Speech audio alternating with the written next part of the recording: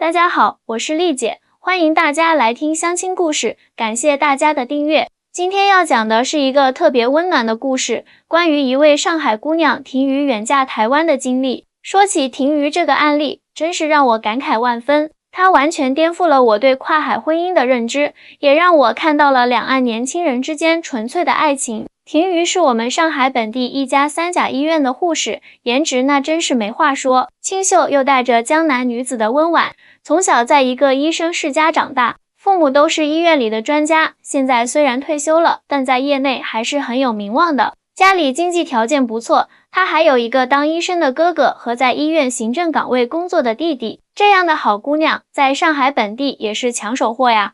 可是缘分这种事情真的是说不准。去年春节后，婷瑜通过我们平台认识了台北的子轩。说起子轩，那也是个很不错的男生，在台北经营着一家电子厂。虽然不是什么大企业，但经营的井井有条。记得他们第一次视频见面的时候，我就觉得这两个人很配。子轩说话温和有礼，特别会照顾人的感受。虽然已经36岁了，但保养得很好，看起来也就30出头的样子。最重要的是，他特别真诚，一点都没有居高临下的感觉。不过说实话，一开始我也很担心，毕竟跨海通婚不是小事，况且现在网上总有一些不太好的新闻。婷瑜的父母更是强烈反对，觉得女儿在上海生活得好好的，干嘛要嫁那么远？而子轩的父母也有顾虑，担心大陆姑娘是不是冲着钱来的。但是真爱是经得起考验的。子轩特意请了假，飞到上海来见婷瑜。第一次见面，他就给婷瑜的全家人留下了特别好的印象，不仅带了台湾特产，还很用心地准备了见面礼，甚至连婷瑜的小侄女都没忘记。最让婷瑜父母感动的是，子轩不仅自己来了，还带着自己的父母一起来上海。他爸妈也都是很有教养的人，特别理解婷瑜父母的担忧。两家人坐在一起聊天的时候，那场面温馨得很。不过婷瑜心里还是有点担心，她跟我说，丽姐，我知道子轩人很好，但是我从来没去过台湾，对那边的生活完全不了解，我怕去了那边会水土不服，更怕我们之间的文化差异会影响感情。我能理解她的顾虑。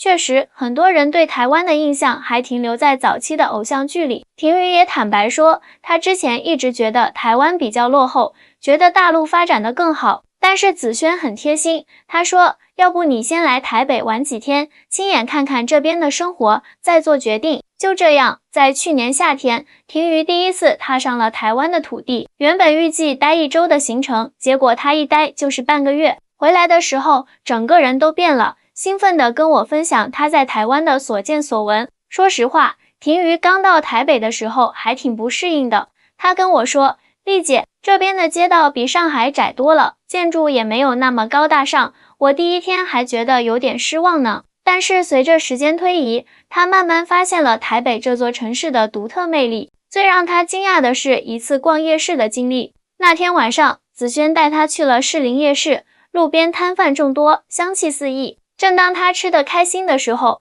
突然看到几个警察朝着摊位走来，完蛋了！婷瑜心想，肯定要赶人了。他在上海经常看到城管驱赶小贩的场景，有时候场面还挺不愉快的。可是接下来的一幕却让他大吃一惊。只见警察走到一个卖蚵仔煎的摊位前，和老板娘热情地打招呼，阿姨，今天生意好吗？记得按时收摊哦。对了，您的营业执照快到期了，记得去更新一下。老板娘笑着说，好，谢谢提醒。警察先生，要不要来一份？我请您吃。警察笑着婉拒，不用了，阿姨，我们巡逻完这一圈就下班了。这温和的执法态度让婷瑜震惊的说不出话来。他转头问子轩，这些摊贩都是合法的吗？子轩解释说，对呀，只要申请执照，遵守经营时间，保持环境卫生，政府是允许他们做小生意的。警察叔叔们主要是来关心他们的经营情况，顺便提醒一些注意事项。婷瑜感慨地说，太不可思议了。在我们那边，城管和小贩就像猫和老鼠似的，没想到这边的执法人员这么平和，还带着善意。这只是婷瑜在台湾经历的第一个文化冲击。随后的日子里，他发现自己之前对台湾的认知实在太片面了。比如说医疗系统，作为一名护士，他特别关注这方面。台湾的全民健保制度让他印象深刻，看病不用排长队，医药费也很亲民，而且医护人员的工作压力没有那么大，能有更多时间和精力。再比如科技发展，他原以为台湾会比较落后，但是当子轩带他参观了新竹科学园区，看到了台积电、联发科这些世界级企业，他才意识到自己的认知有多么狭隘。丽姐，你知道吗？我们平时用的手机芯片，很多都是台积电生产的呢。婷瑜兴奋地跟我分享，而且这边的便利店和医院都可以用健保卡，连小额支付都能用，感觉比我们那边还要方便。最让婷瑜感动的是这里的人文关怀。有一次下雨，他在便利店门口等雨，店员居然主动借给他雨伞，说等雨停了再还回来就好。这种信任和友善让他觉得特别温暖。在台北的半个月里，婷瑜完全颠覆了对台湾的印象。他发现这座城市虽然不像上海那样繁华，但处处都能感受到对人的尊重和关怀。街道可能不够宽，但是非常整洁；楼房可能不够高，但是充满生活气息；店铺可能不够大，但是服务很贴心。看着婷瑜眼里放光的样子，我就知道这个姑娘恐怕要动心了。果然，回上海后没多久，她就做出了决定。说起婷瑜是如何说服家人的，还真是一波三折呢。刚从台北回来那会儿，婷瑜每天都在朋友圈里发台湾的见闻，恨不得让所有人都知道她的新发现。她爸妈看着女儿这么激动的样子，心里也是五味杂陈。一方面，他们也看出来子轩是个靠谱的人，但另一方面，让女儿远嫁台湾，他们还是很不放心。有天晚上，婷瑜特意叫上我一起去她家做思想工作。他跟父母讲起在台北的所见所闻，特别提到了当地的医疗制度。爸妈，你们知道吗？台湾的医生护士都不用面对那么大的压力，医患关系特别和谐。婷瑜说着，眼睛都亮了。而且病人看病也很方便，不用担心医药费太贵，因为有健保制度保障。婷瑜妈妈听了很感兴趣，真的吗？那边的医院管理制度是怎么样的？婷瑜立刻打开手机，给父母看她拍的照片和视频，从医院的就医环境到护士的工作状态，再到病人的就医体验，事无巨细地讲了一遍。最让我感动的是，婷瑜说那边的医护人员都能保证准点下班，工作压力没那么大，能真正把精力放在照顾病人身上。子轩说，如果我想继续当护士，他们医院正好在招人。这番话让婷瑜爸妈陷入了沉思。作为医生，他们太清楚大陆医院里的各种压力了。虽然收入不错，但确实很辛苦。不仅如此，婷瑜还给父母看了台北的科技园区。爸，你知道吗？台积电的技术在全球都是数一数二的。我之前还以为台湾比较落后，结果人家早就在高科技领域占据重要地位了。婷瑜妈妈若有所思，确实，我们有时候可能把眼界局限得太窄了。这时候，我也帮腔说道，叔叔阿姨，我接触过不少台湾的客户，他们的生活品质确实很不错。虽然可能不像咱们这边发展的那么快，但是在教育、医疗、社会福利这些方面，人家是真的做得很好。看着父母似乎有所动摇，婷瑜趁热打铁，再说子轩这个人，你们也见过了，觉得怎么样？婷瑜爸爸叹了口气，这孩子确实不错，说话做事都很稳重，对人也特别有礼貌，主要是担心你去了那边会不适应。我已经去体验过了啊，婷瑜笑着说，而且子轩说了，如果我真的特别想家，随时可以回来看你们。现在两岸又不是没有航班。就这样，经过反复沟通，婷瑜的父母终于点头同意了。他们也明白，与其让女儿留在上海，每天面对高强度的工作压力，不如让她去台湾过更有品质的生活。而子轩那边的父母，在见过婷瑜之后，也都很支持这门婚事，特别是子轩妈妈，她说难得看到儿子这么认真地对待一个女孩子，而且婷瑜这么懂事，我们都很喜欢她。就这样，在去年年底，婷瑜和子轩举行了简单温馨的婚礼。婷瑜特意选择了在台北办婚礼，让父母也来感受一下台湾的人文气息。婚礼现场让我印象最深的是婷瑜爸爸的一席话，他说，以前总觉得女儿在上海生活挺好的，没必要嫁那么远，但是现在我明白了，幸福不在于地方远近，而在于是否遇到对的人。说起婷瑜的新婚生活，那真是甜蜜得很。结婚后，子轩在台北市内给他们新房做了精心的装修，还特意布置了一间书房，让婷瑜可以安静地看书学习。刚开始的时候，婷瑜还担心会不会因为语言问题跟邻居交流不畅，没想到台北的邻居们都特别热情，听说她是新嫁来的大陆媳妇，经常给她送些自家种的蔬菜水果，还教她说闽南语。有一次，婷瑜给我发视频，兴奋地说：“丽姐，你猜怎么着？我们小区的阿姨们每天早上都会去公园跳广场舞，跟大陆这边一模一样。我现在每天都跟着他们一起跳，感觉特别亲切。不仅是生活方面，工作上婷瑜也有了新的发展。子轩帮他联系了一家私立医院，现在他已经顺利入职了。让他没想到的是，台湾医院的工作节奏跟上海完全不一样。丽姐，这边医院太人性化了。婷瑜告诉我，我们每天准时上下班，中午休息时间足够，而且病人和家属都特别友善。最重要的是，护士的社会地位很受尊重，大家都把我们当成专业人士来对待。婷瑜特别喜欢医院里的一项制度，每个月都有一次院内进修的机会，可以学习最新的护理知识和技能，这让她觉得自己不只是在工作，更是在不断提升专业能力。记得有一次，一位老奶奶在医院摔倒了，婷瑜立刻上前搀扶。老奶奶不但没有责怪医院，反而一个劲儿地说：“谢谢你啊，护士小姐，真是辛苦你们了。”这样的经历在上海的医院里是很少见的。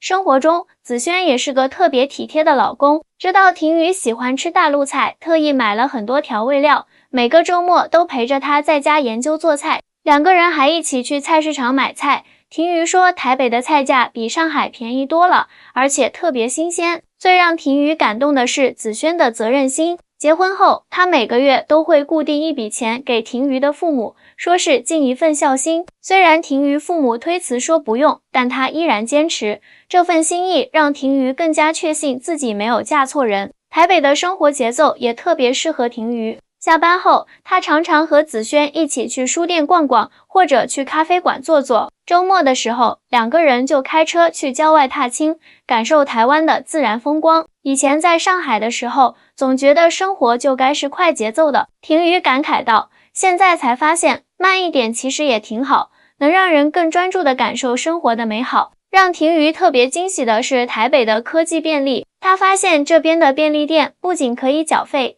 寄件，还能打印证件、代收包裹。最神奇的是，婷瑜说，我们医院的病历、处方都是电子化的，病人连排队都不用，直接刷健保卡就能看病，领药也特别方便。婆婆也经常夸婷瑜懂事，说她不愧是大医院出来的护士，把家里收拾得井井有条。每逢节假日，婆婆都会教婷瑜做台湾特色小吃，俨然一对亲母女。现在的婷瑜完全融入了台北的生活。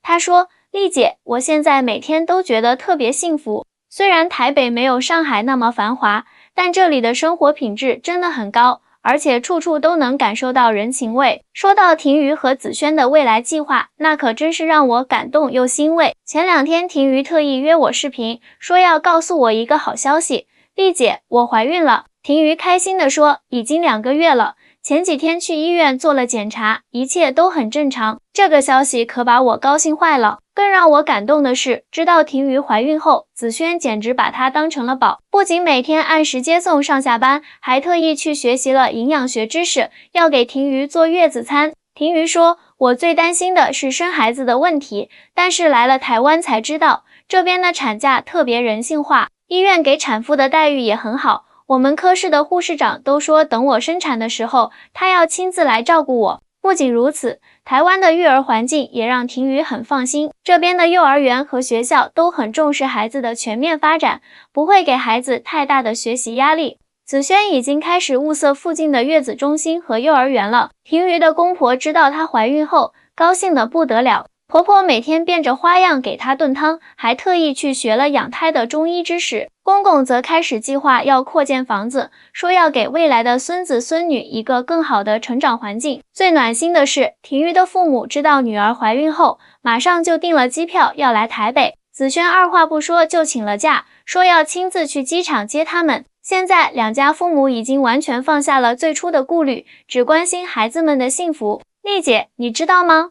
婷瑜感慨地说，来台湾这1年多，真的改变了我很多。以前总觉得人生就是要在大城市打拼，要买豪宅、开名车，现在才明白，生活最重要的是平安喜乐，是一家人的和睦幸福。子轩也有了新的事业计划，他准备把工厂扩建，还打算研发新的电子产品。婷瑜说，老公特别支持我继续发展事业，说等孩子大一点，如果我想进修或者转行，他都会全力支持。看着这对小夫妻的甜蜜生活，我这个红娘别提多开心了。虽然一开始大家都对这段跨海姻缘有顾虑，但事实证明，只要2个人真心相爱，互相尊重理解，地域的差异根本不是问题。婷瑜现在经常在朋友圈分享她在台北的日常，从街边温柔执法的警察，到处处为民着想的便民措施，再到先进的医疗制度和科技水平，这些都让她感受到了不一样的生活方式。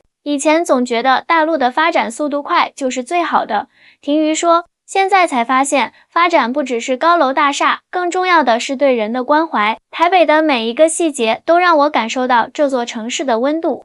最后，让我特别感动的是婷瑜说的一句话，丽姐，谢谢你当初给了我勇气，让我敢于跨出这一步。如果不是来到台北，我可能永远都不会知道，原来生活可以这么美好。各位姐妹们，听完婷瑜的故事，你们有什么感想呢？欢迎在下面留言。我是丽姐，我们下期故事见。